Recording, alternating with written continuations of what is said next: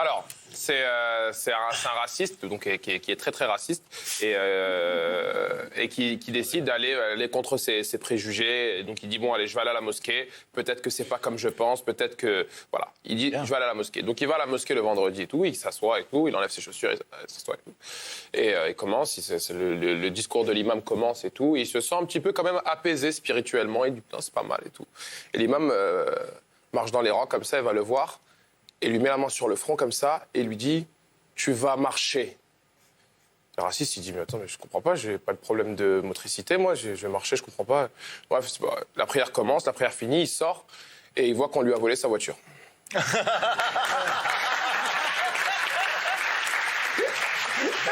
bonne. Il y a que toi qui peux la raconter, celle-là. Elle est très bonne, ça, elle est très bonne. Oui, mon J'ai petit. du belge. Ah, vas-y. Parce que je suis à côté. Allez, du belge. Il faut quand même faire gaffe. Un belge prend l'avion. Ouais. Et il va à New York. Et dans l'avion, il est sur Air France et il voit une petite pancarte où il dit ici, on est à même de vous apprendre l'anglais. Donc le Belge appelle l'hôtesse, si ça m'intéresse, il dit je vais à New York pour le business et je parle pas l'anglais. Il dit comment ça marche? Elle lui dit oh, écoutez, c'est rien de très exhaustif, mais vous payez $7, vous avez un petit casque et c'est les bases de l'anglais. Il dit bah, je paye. Et pendant 7 heures, le mec ne bouge pas avec le casque, il est comme ça, il bouge pas. Il y en a qui regardent des films, d'autres qui dorment, d'autres qui lisent. Lui, il bouge pas avec le casque. L'avion atterrit à Kennedy Airport, le Belge pose le casque, va à la douane, le douanier le reçoit, il lui fait « Nothing to declare ?» Il répond «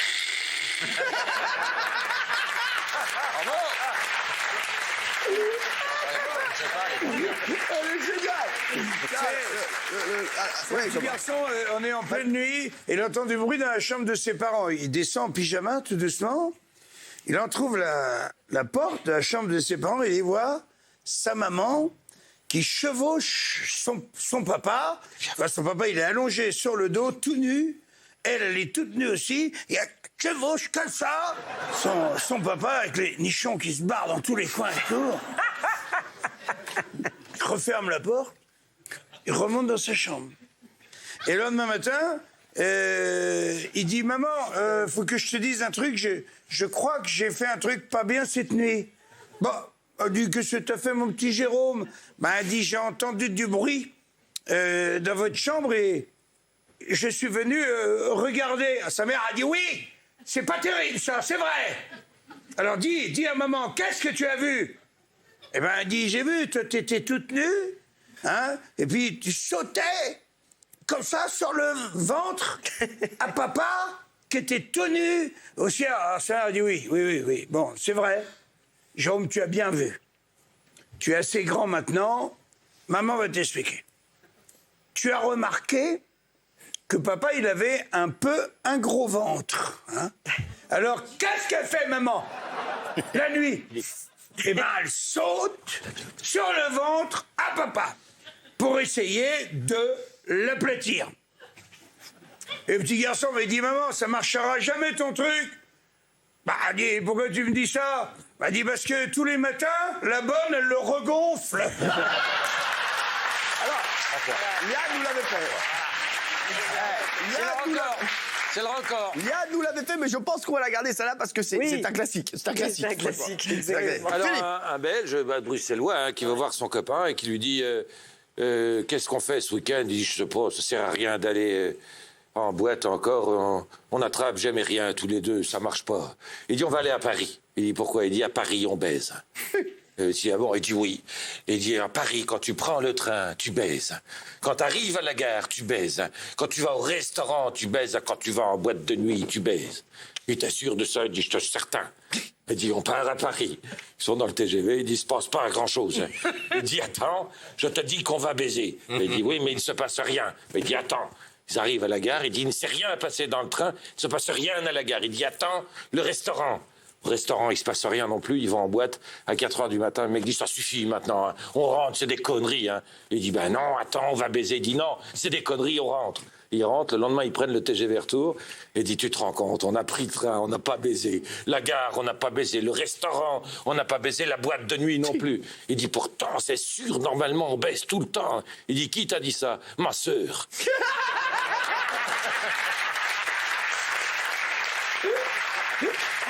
J'adore. Alors, oui, à la frontière belge. Vas-y. Le mec, le douanier, il arrête un mec qui est en quattro.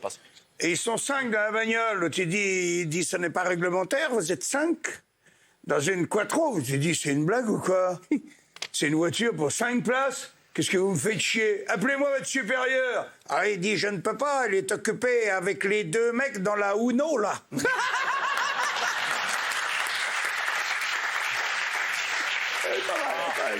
Oui, Renaud. Allez, je ne me défends même pas, ce n'est pas grave.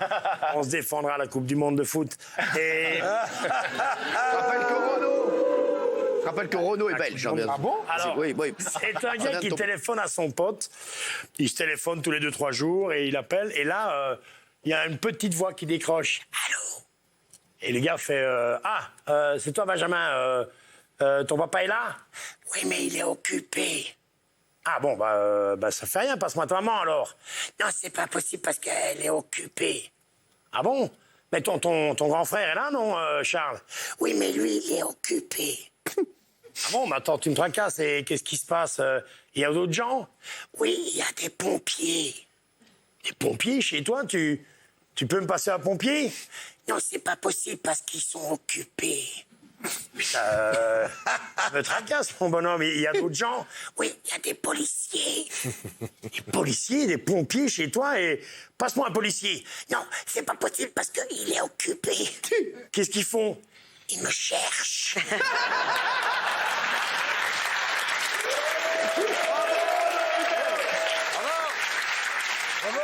Très bonne.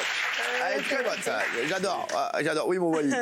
Qu'est-ce que tu veux? J'ai de la mafia ou du canoë? Mafia ou canoë? Ah, c'est 2 styles complètement différents. Mafia ou canoë? 2 salles, 2 ambiances. Allez, on prend canoë. C'est 3 mecs qui se baladent dans la jungle, ils tombent sur une tribu complètement sauvage, qui les attrape, qui les attache et qui dit bon, très simple, soit vous faites un vœu et on n'arrive pas à le réaliser, vous vivez.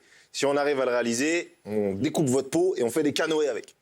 Il dit ok, le premier il dit je voudrais que tu arrives à lécher ton coude. C'est impossible à faire. Humainement, c'est impossible. Mais là, t'as un mec qui sort une langue de 70 cm. Il se lèche le coude, tu vois. L'autre, il dit, je voudrais que toutes les guerres s'arrêtent. Et le mec, il leur montre un téléphone. Il y a une news qui vient de tomber. Il n'y a plus aucune guerre dans le monde entier. Donc, pareil, ils prennent sa peau et ils le mettent sur un canoë. Ça fait un canoë. Le troisième, c'est un peu une caïra, tu vois.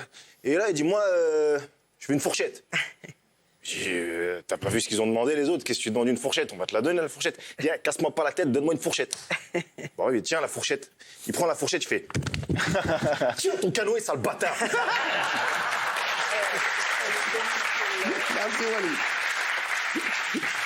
Merci, Wally. T'avais pas de la Chantal là-dessous, toi? Chantal là-dessous à l'hôtel. Ah, vas-y. Alors, elle fait le check-out, elle dit combien je vous dois, et le concierge lui dit 800 €, madame là-dessous. Elle dit pardon?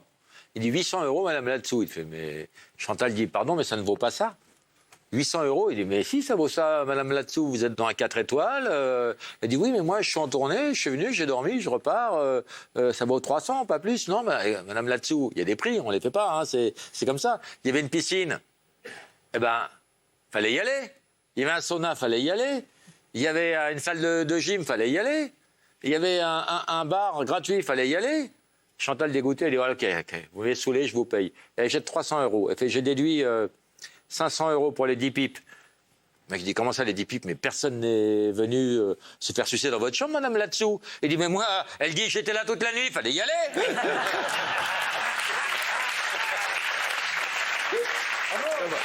Elle est très bonne.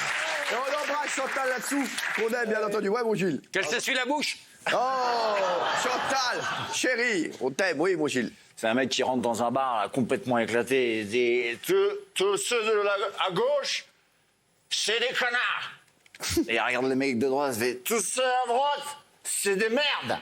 Et là, il y a un mec qui se lève et dit mais moi, je suis pas une merde. Alors, passe à gauche, connard. Elle est bien. Elle est courte, elle est bien, j'aime bien. Oui, Marianne. C'est un mec qui a très envie d'avoir un perroquet. Et un jour, donc, il va chez... Il y en a toujours sur des perroquets. Hein. Oui, un perroquet. On adore. Et un jour, il va donc chez l'oiselier. Il rentre, il n'est pas sûr vraiment, mais bon, il y va. Et dans un tout petit coin, il y a un petit perroquet, comme ça. Il est touché, le mec, il avance et il lui dit, ça fait très longtemps que j'ai envie d'avoir un perroquet. Mais qu'est-ce qui t'arrive? T'as pas de pattes? Alors le perroquet dit non, mais comment tu tiens sur ton perchoir?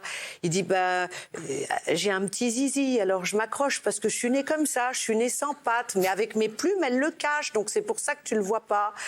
Il dit et tu peux tenir une conversation? Ah oui, je suis très intelligent, très cultivé, je fais plein de choses, hein. Je parle 5 langues, je peux parler religion, philosophie, politique. Le mec, il est emballé. Le perroquet coûte 14 000 €. Le mec, il craque, il achète le perroquet. Il rentre chez lui, ça se passe très bien pendant quelques semaines. Et un soir, il rentre du boulot. Et le perroquet, il lui dit « J'ai un truc à te dire, mais je sais pas si je devrais. Hein. » Alors il dit « Si, dis-moi. » Eh ben, j'ai tout vu. Il dit « T'as vu quoi ?»« Ta femme avec le facteur. » Il dit, qu'est-ce qu'elle a fait, ma femme, avec le facteur? Quoi, il y a quoi? Il dit, ce matin, le facteur, il a sonné et ta femme lui a ouvert avec une petite nuisette transparente. D'accord, mais qu'est-ce qui s'est passé après? Après, il l'a embrassée. Quoi? Mais qu'est-ce qui s'est passé après? Il dit, il a commencé à lui dégrafer sa nuisette et puis il a commencé à la caresser comme ça. D'abord, il lui a caressé les seins. Il dit, après, qu'est-ce qui s'est passé? Le ventre et puis le bas-ventre. Il dit, mais après, qu'est-ce qu'ils ont fait? Il dit, mais je sais pas parce que j'ai commencé à bander puis je suis tombée du